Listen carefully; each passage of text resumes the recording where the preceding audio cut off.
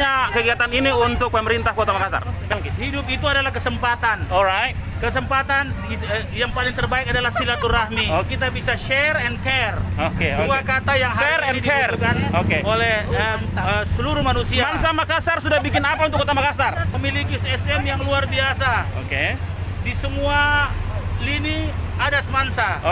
Maka dengan itu mempersatukan, mengkolaborasikan semua kekuatan itu untuk Kota Makassar menjadi bagian terpenting daripada silaturahmi ini.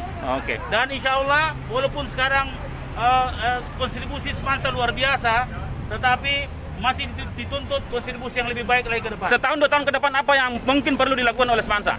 Kebangkitan ekonomi, economic recovery adalah salah satu bagian yang menjadi bagian penting hari ini di seluruh dunia. Dan saya berharap kebangkitan ekonomi Makassar dimulai dari menjadi triggernya adalah orang-orang atau alumni-alumni Semansa.